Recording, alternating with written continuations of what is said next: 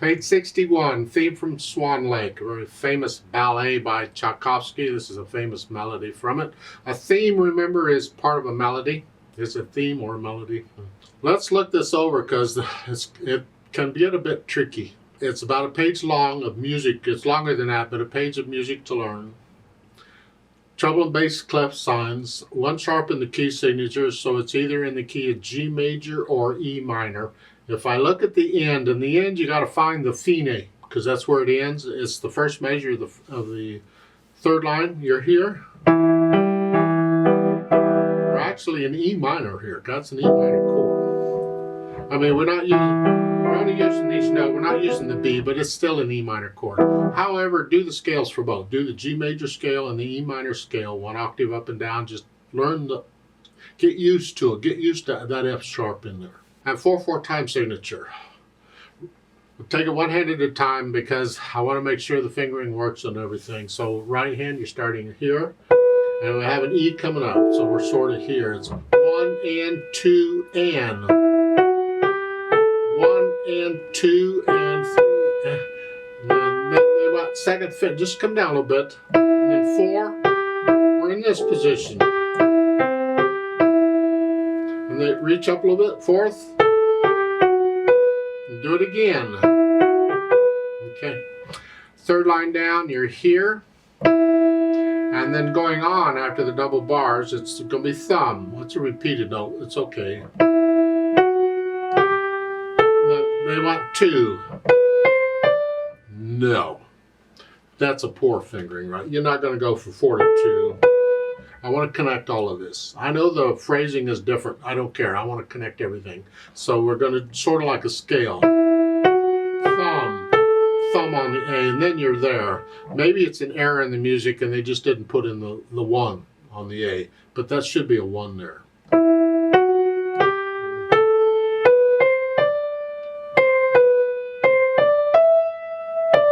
And then the 4th line down, they want 3rd finger again. I just used 2nd, 3rd. I'm not going to use it again. No. So if I want 3rd on the D, I got to use some other finger on the C. So I can scratch up a little bit and just use 3rd here.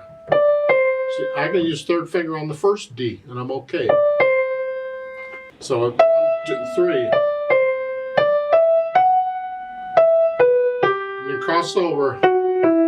Do it again. Thumb again on the A. And again, the last line, use 3rd finger on that 8th note D. Now, F natural.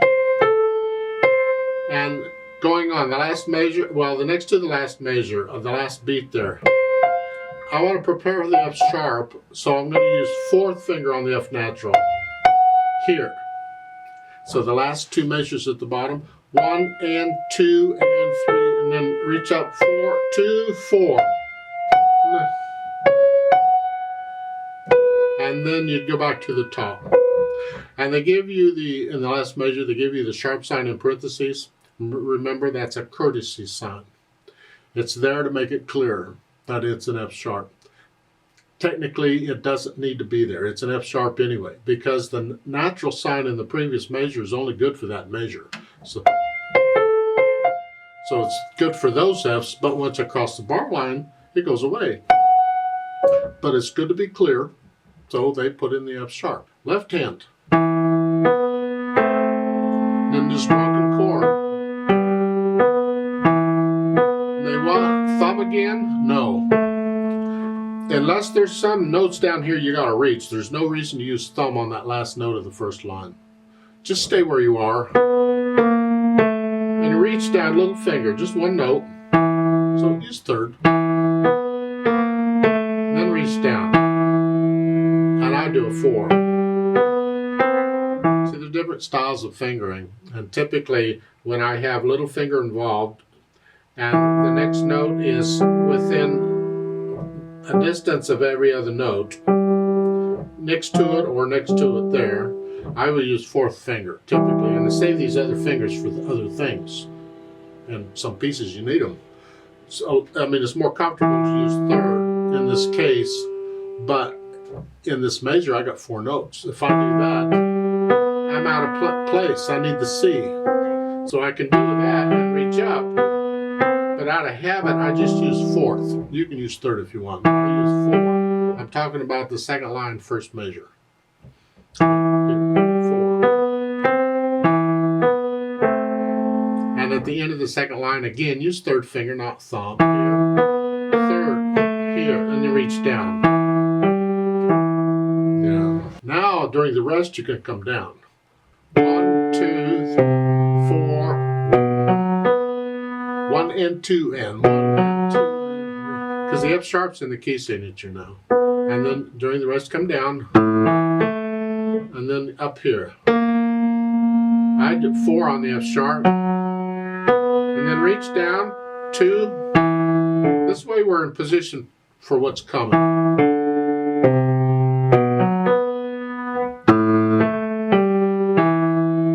And you use 4, 3, whichever. This is the last line. That's fine. Thumb again if you want. And then the last measure is C sharp, F sharp, it's in the key signature, and A sharp, all black keys. And then next was B natural. Okay. Ooh, okay. Put the hands together slowly and carefully, and a lot of times, I hesitate all over. I don't care, it's fine. Just get the fingers work together. It's here.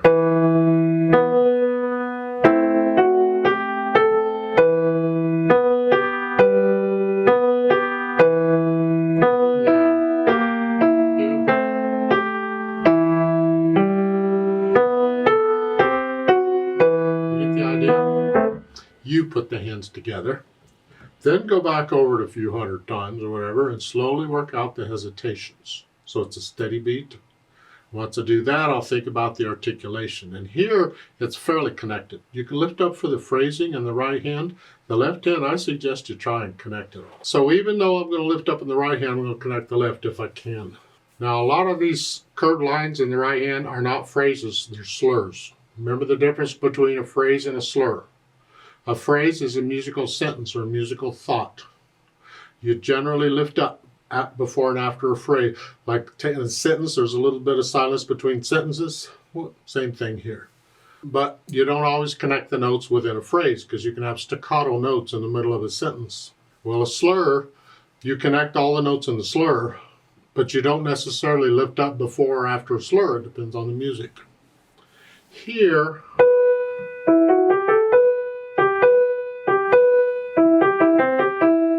all of that is one sentence. I would connect all of that together. And then you can lift up it's a pickup. And then again, it's all one sentence. And then after the fine, now it's a new sentence. And connect all that together. You can lift up at the end of the third line if you want. Or just connect it all if you'd rather.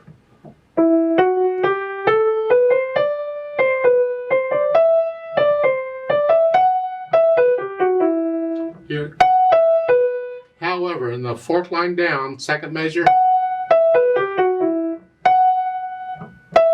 I would lift up after the F sharp and connect all the eighth notes together. Here. So the fourth line is there. Connect all that together, I think, because to me that makes more sense. I would not break it. No. If you're going to break it in that second measure of the fourth line, lift up, do it between the dotted quarter note and the eighth note. Here. You connect it together. The last line, you connect it.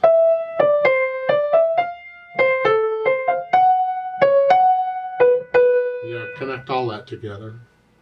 Left hand, we're connecting them as best we can. Hopefully we have a fingering we figured out that allows us to connect the notes. So like in the first measure of the second line, we're here. I'm lifting up here for the right hand in the phrase, but I'm connecting that.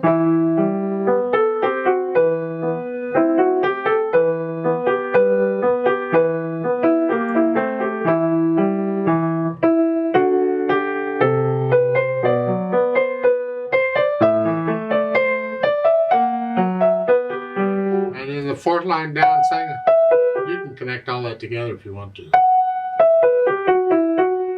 Whichever. You decide on the phrasing, what it sounds like, experiment with it. What do you think? Then the dynamics. P at the beginning is piano or soft. That's the melody, which is the right hand. Left hand needs to stay out of the way.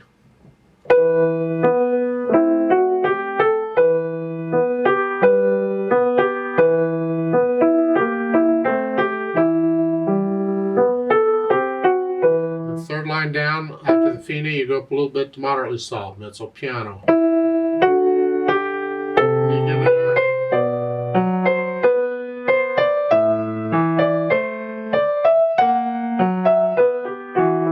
Good luck with that, because what the music is saying is they want you to crescendo toward the end of the third line from moderately soft up. You're going up, you'd go up to moderately loud there, and then in the fourth line they give you another arrow to crescendo up to moderately loud again. I'm already there. Otherwise I'd have to come down and go back up, and in some cases that's what we would do. So in the third line is sort of soft.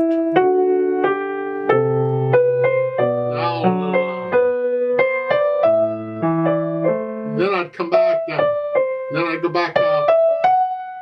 But in this case, we don't. It's actually one long crescendo. So you kind of plan it out. This is after the fine, the third line. You're going to start this. You can actually come down to sort of soft or soft. Now go up. Now go. So I'm doing each of those. Each of those motifs, musical motifs, and this one, and this one, each of those gets a little louder, just a hair. That's how I'm doing it. Stay there. Now go up. Now. And we're staying moderately loud. Now we're going to get up to loud.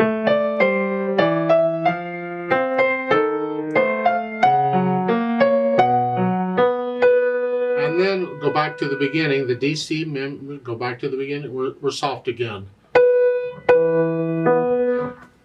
Yeah, I don't know about that. In the last measure, the last two beats of the last measure, I think I'd start getting softer there.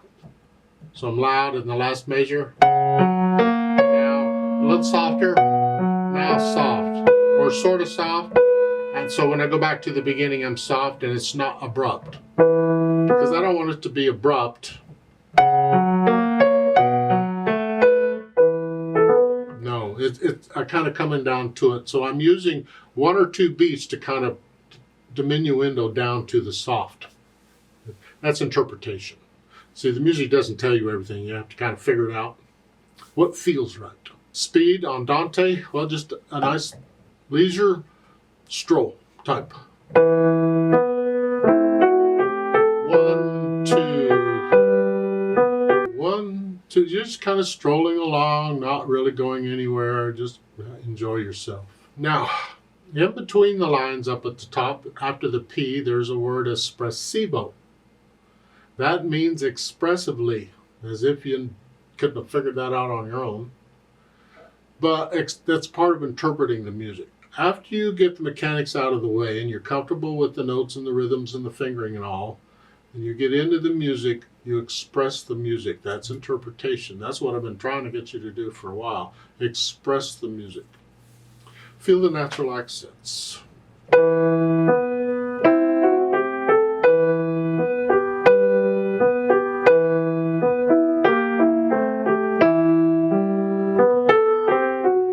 I'm exaggerating them so you can hear them better. Feel the natural accents all the way through. Now, just to make it more interesting, as if it isn't interesting enough already, there's a note up at the top that tells you that music doesn't always give you the pedal markings. And that's true. A lot of music pieces don't give you any pedal markings at all. Sometimes they don't give you pedal markings because they don't want you to use pedal. A lot of times they don't. Sometimes, like in this lesson, they didn't give you pedal markings intentionally because they want you to figure them out, as if you're in a position to figure them out. I mean, you've just barely been using pedal. I wouldn't give you something like this to do till at least a year or two after you've been using pedal and you get in the hang of it. Then I'd say, okay, see if you can figure out how to pedal this. They're doing it now. So let's talk about, yes, we can use pedal on this because it's an orchestra piece. We'd like to have the overtones, the full sound. The question is where? Well, we learn to play it without pedal first so we can get the fingers to do and we know what it sounds like. Then we experiment. I do a lot of experimenting. How do I like it? Do I like it this way, or do I like it loud, or do I like it soft, or whatever? I do a lot of experimenting. It comes in handy because all the time you're experimenting, you're actually practicing the piece. You're playing it. So at the beginning, if I pedal it and just change it with the harmonies, this is what it sounds like. Change it. It's a different harmony. So it's a different harmony, so I'm going to change it. Change it. This is all the same harmony now. And that loud, that's like a different harmony too. I got to change it there. However, it's a little blurry for me. I don't like it that much. So in the second measure, or first off, I don't want to pedal the eighth notes. I don't want all that mess. So I'm going to lift it up after the third beat. I'm just not pedaling those. And in the second measure, I don't want all that. So I'm going to change the pedal every couple of beats. Because it helps to keep it clean. I don't pedal at the end of the line because I don't want all that.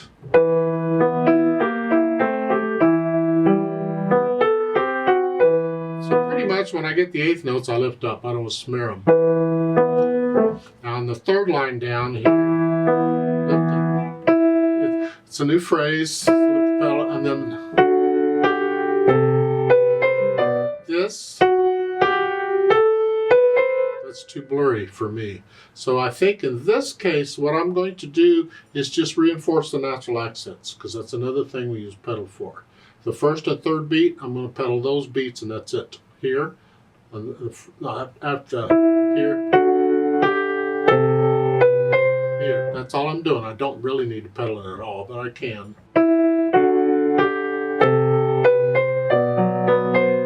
Now, in the last measure, the third line. It's okay to smear that. That's a chord. It's not melody. It's up there.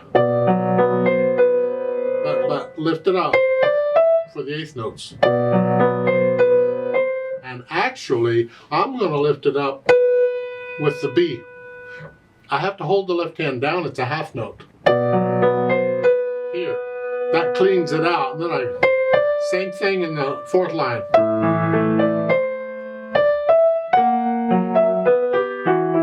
Here, I don't pedal that. I can pedal the first beat.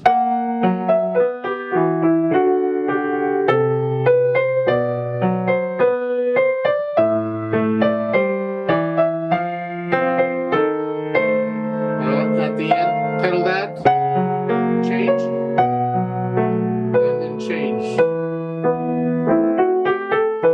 You have to listen very carefully to the effect the pedal is having to the sound and keep it clean. Don't let it get smeary. If you can, leave the pedal out. That's the first choice. If you're going to use it very carefully here.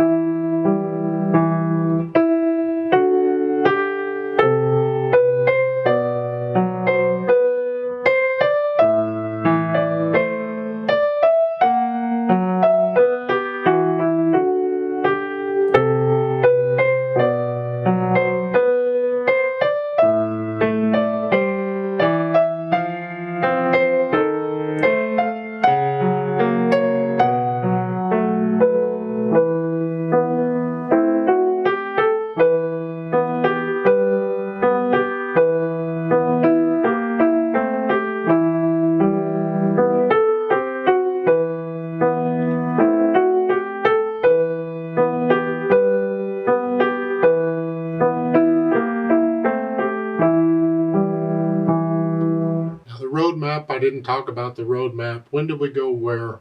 I hope you understand DC al fine. DC, remember, means go back to the beginning. Al fine means go to fine. So you find the fine, and it's the end of the first measure on the third line. The double bar they put in there, in my opinion, should be a thin and thick bar line, not a double bar line. You can take a pencil and widen out the second bar line to make it a thick one, because that's the end of the piece. So you go back and you play the first couple lines or so again. Let's play it together slowly and check the notes and the rhythms. I'm not going to use the pedal because you can hear the notes better without it.